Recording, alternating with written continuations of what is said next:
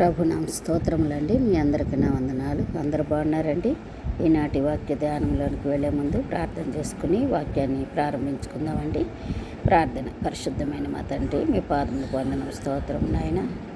సిలువుపై మీరు పలికిన ప్రభా మాటలు మేము ధ్యానిస్తూ ఉండగా మీ సహాయం అనుగ్రహించండి నాయన. మీ సన్నిధి, మీ సహాయం అనుగ్రహించి ఈ దినమంతట్లో మీరు తోడుగా ఉండమని యేసుక్రీస్తు పరిశుద్ధ నామములో ప్రార్థించి ప్రారంభించుకొంచున్నాం మా తండ్రి.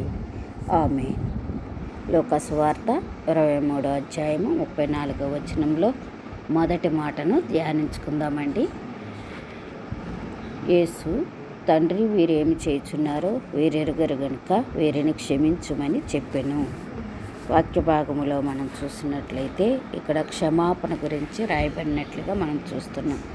తండ్రి వీరిని క్షమించుము, వీరు ఏం చేయుచున్నారో తెలియదని మాట్లాడుచున్నట్లుగా ప్రభువైన యేసుక్రీస్తు వారి సిలువలో మాట్లాడుతున్న మొదటి మాటగా మనము ఈ యొక్క వాక్యాన్ని మనం చూస్తూ ఉన్నాం.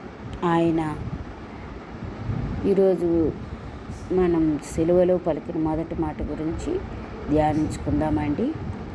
సిలువలు అనేది బాధకి, అవమానానికి మరియు మరణానికి గుర్తుగా ఉన్నట్లు మనం చూడవచ్చు.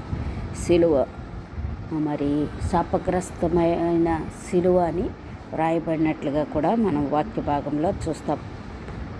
మొదటిగా ఆయన బాధలో కూడా క్షమించగల హృదయం ఆయనకు ఉన్నట్లుగా మనం గమనించగలం. ప్రభువైన యేసుక్రీస్తు వారు ఎటువంటి పరిస్థితిలో ఉన్నారో మనము ధ్యానిస్తూ ఉన్నాం.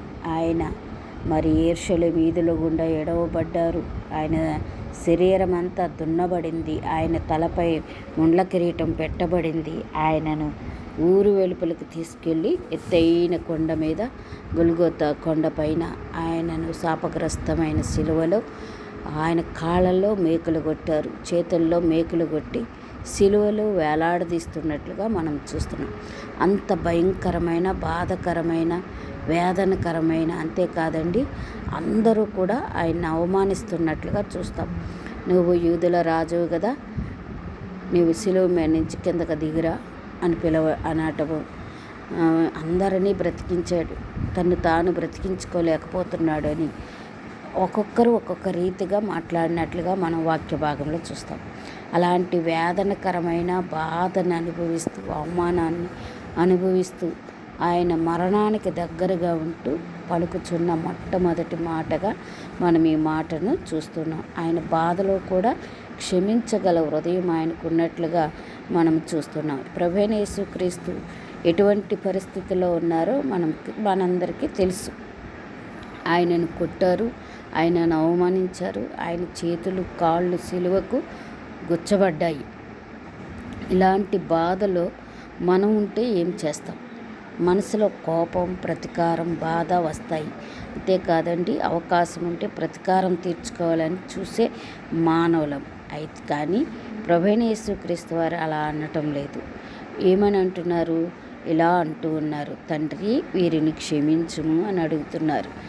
తండ్రికి ప్రార్థన చేస్తూ క్షమించమని అడుగుతున్నారు. హేబేలు రక్తము దేవునికి మొరపెట్టినట్లుగా నన్ను చంపిన తన సహోదరుని మీద కక్ష తీర్చుకోమని మొరపెట్టినట్లుగా మనం చూస్తాం. కానీ యేసు ప్రభువారు మాత్రము ఇక్కడ మనం చూస్తే వీరేం చేస్తున్నారో వీరు ఎరుగరు గనుక వీరిని క్షమించము అని అడుగుతున్నారు. ఇది దేవుని ప్రేమ యొక్క పరాకాష్ఠగా మనం చూడవచ్చు. ఆయన ఎంత ప్రేమమయుడో ఈ మాట ద్వారా మనము చూస్తున్నాం. క్షమించటం సులభం కాదండి, కానీ అది దేవుని స్వభావం. ఆ క్షమించగలిగే స్వభావమే దేవునిది. మానవులైతే క్షమించటానికి మనసు ఒప్పదు, కానీ మానవునిగా ఉన్న దేవుడు ప్రజలందరినీ క్షమించమని దేవునిని కోరుతూ ఉన్నారు. వీరేం చేయుచున్నారు, వీరు ఎరుగరు గనుక వీరిని క్షమించము అని అడుగుతున్నారు. ఇంకా మనం చూసినట్లయితే అపోస్తల కార్యములు 7వ అధ్యాయము 60వ వచనాన్ని మనం చూసినట్లయితే అక్కడ ఈ రీతిగా స్టెఫెన్ గారు మాట్లాడుతున్నట్లు చూస్తాం. స్టెఫెన్ గారు ఆత్మపూర్ణుడి, ఆత్మచేత నిండుకొని అనేక అద్భుత కార్యాలు చేస్తూ అనేకులకు సువార్త ప్రకటిస్తూ ఉన్నప్పుడు మరి అక్కడున్న యూదా వారు రాళ్లతో అతనిని కొట్టడము, అతని మరణానికి వారందరూ కూడా సమ్మతించినట్లుగా మనం చూస్తాం. అతడు మోకాళ్ళుని అదే పరిస్థితుల్లో రాళ్ళిచ్చుకుని కొడుతూ ఉంటే దేవునికి మొరపెడుతూ ఉన్నాడు. ఆయన మొరపెడుతూ అంటున్నాడు, ప్రభువుని గూర్చి మొరపెట్టుచు, యేసు ప్రభువా, నా ఆత్మను చేర్చుకొని అని స్తెఫాను పలుకుచుండగా వారు అతని రాళ్లతో కొట్టిరి. అతడు మోకాళ్ళుని, ప్రభువా, వారి మీద ఈ పాపం మోపకమని గొప్ప శబ్దంతో పలికెను. ఈ మాట పలికి నిద్రించెను. సౌలు అతని చావునకు సమ్మతించెను.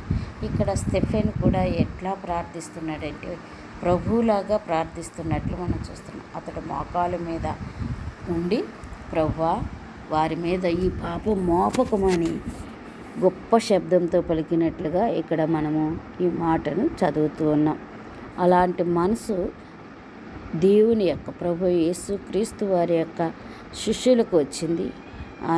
అలాగే ఆయన ఎందరు అంగీకరిస్తారో వారందరికీ కూడా ఆ స్వభావం రావాలనేది దేవుని యొక్క ఉద్దేశం. రాళ్లతో కొడుతున్నప్పుడు క్షమించగలిగే మనసు, మరి మనకి ప్రతి విషయంలో క్షమించగలిగే మనసు ఉండాలని ఇక్కడ మనం చూస్తున్నాం. అందుకే శిష్యులు అడుగుతారు కదా, తండ్రి, ప్రభువా, మరి 7 మార్లు మట్టుకు క్షమిస్తే చాలా అని అడిగినట్లుగా చూస్తాం. కానీ 70 ఏళ్ల మారు మట్టుకు అని రాయబడటం మన వాక్యంలో చూస్తాం. అంటే మన జీవితకాలము కూడా మనము ఒకరిని క్షమించే రీతిలో ఉండాలని దేవుని వాక్యం మనకి తెలియపరుస్తుంది. ప్రభువా, ఈ పాపమును వీరి మీద మోపకము అన్నాడు. క్షమించటం అంటే బలహీనత కాదు, కానీ అది ఆత్మీయ బలం అని మనం గమనించగలం. క్షమించగలగటం అనేది గొప్ప ఆధిక్యతగా మనం గమనించవచ్చు. రెండవదిగా చూస్తే అజ్ఞానంలో ఉన్న మనుషులపై కరుణ చూపాలి. ప్రభు అయిన యేసుక్రీస్తు వారు అదే పని చేస్తూ ఉన్నారు. ఆయన తెలియక అజ్ఞానంలో ఉండి వారు ప్రభువును సిలువ వేస్తుంటే వారిపై కనికరం చూపించి ఆయన ప్రార్థిస్తున్నారు. వీరేం చేస్తున్నారో వీరికి తెలియదు అని యేసు ప్రభు వారు మాట్లాడుతూ ఉన్నారు.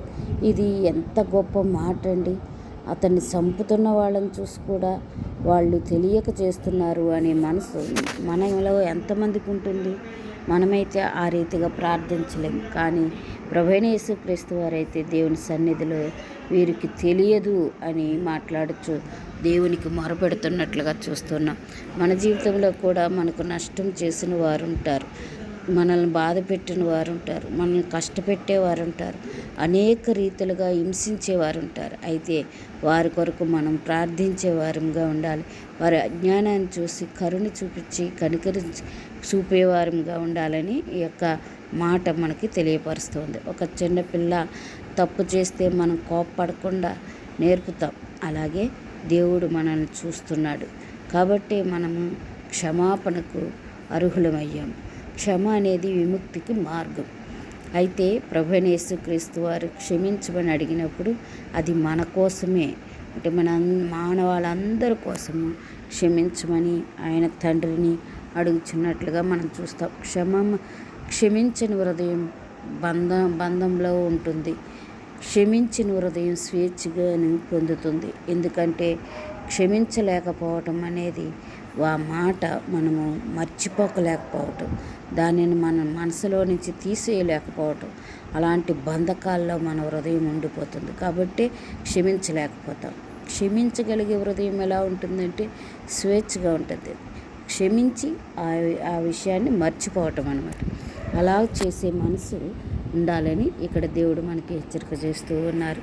ఎఫెసీయులకు రాసిన పత్రిక 4:32 మనం చూసినట్లయితే అక్కడ ఈ రీతిగా రాయబడి ఉంది, ఒకని ఎడల ఒకడు దయ కలిగి కరుణావృతులై క్రీస్తునందు దేవుడు మిమ్మల్ని క్షమించిన ప్రకారం మీరును ఒకరినొకరు క్షమించుడి. ఎలాగూ క్షమించాలంటండి, దేవుడు క్రీస్తులో మీకు క్షమించినట్లుగా మిమ్మల్ని క్షమించినట్లుగా మీరు కూడా ఒకరినొకరు క్షమించుకోండి అని ఇక్కడ వాక్యం మనకి తెలియపరచబడుతుంది. మనం మనసులో కోపం ఉంచుకుంటే మనమే బాధపడతాం. కోపం వలన నష్టమే కానీ ఎవరికి లాభం ఉండదు. తన కోపమే తన శత్రువు అని మనము పాఠాల్లో నేర్చుకుంటూ వస్తున్నాం. అయితే మనలో కోపం ఉంచుకుంటే మనమే ఆ కోపానికి గురైపోతాం. ఎప్పుడైతే కోపాన్ని క్షమించి మనం ఆ కోపాన్ని విడిచిపెడతామో మనం మనసు తేలికైపోతుంది. అలా తేలికగా ఉండి దేవుని వైపు తిరగాలని దేవుని యొక్క ఉద్దేశం. ప్రార్థన ద్వారా క్షమించడం. ఒకవేళ మనం క్షమించలేకపోతున్నాం అనుకోండి, నేరుగా యేసు ప్రభువులాగా మనం వారితో మాట్లాడలేకపోతున్నాం అనుకోండి, ఒకవేళ వాళ్ళని క్షమించలేకపోతున్నాం అనుకోండి, ఆ సమయంలో మనం ఏం చేయాలి? తండ్రితో దేవునితోకి ప్రార్థన చేయాలి. దేవా, క్షమించే హృదయం నాకు దయచేయమని. తండ్రి, వీరిని క్షమించుము. మనం కూడా క్షమించటం కష్టం అనిపించినప్పుడు ప్రార్థన చేయాలి, దేవుని సహాయం అడగాలి. ఆయన మరిది ప్రార్థన మన హృదయాన్ని మార్చుతుంది కనుక మనం ప్రార్థించేవారముగా, క్షమించేవారముగా, క్షమాపణ తండ్రి దగ్గర నుంచి నేర్చుకున్న వారముగా మనము ఉండాలని ఈ మొదటి మాట మనకు గొప్ప పాఠాన్ని నేర్పుతుంది. బాధలో కూడా క్షమించాలి, అజ్ఞానంలో ఉన్న వారిపై కరుణ చూపించాలి, క్షమా హృదయం కలిగి ఉండాలి. ప్రార్థన ద్వారా హృదయాన్ని మార్చుకోవాలి, మారాలి. ప్రార్థించటం ద్వారా మన హృదయం మారుతుంది. ఈరోజు నీ హృదయంలో ఎవరికైనా క్షమించని భావం ఉందా? ఒకవేళ అలా ఉంటే మీరు బాధ పెట్టిన వారిని గుర్తు చేసుకుని వారిని క్షమించమని దేవునికి ప్రార్థన చేయండి. ప్రభువైన యేసుక్రీస్తు వారు చెప్పినట్లుగా వీరిని క్షమించుము అని తండ్రి వారిని క్షమించమని ప్రార్థించారు. అదే రీతిగా మనం కూడా ప్రార్థిస్తూ దేవుని శాంతిని మన హృదయాలలో నింపుకోవాలని దేవుని వాక్యం సెలవిస్తుంది. ఒకవేళ అలా క్షమించలేకపోతే దేవునికి ప్రార్థించే వారంగా ఉండాలి. క్షమాపణ గల హృదయాన్ని ఇమ్మని మనం దేవుని అడగాలి.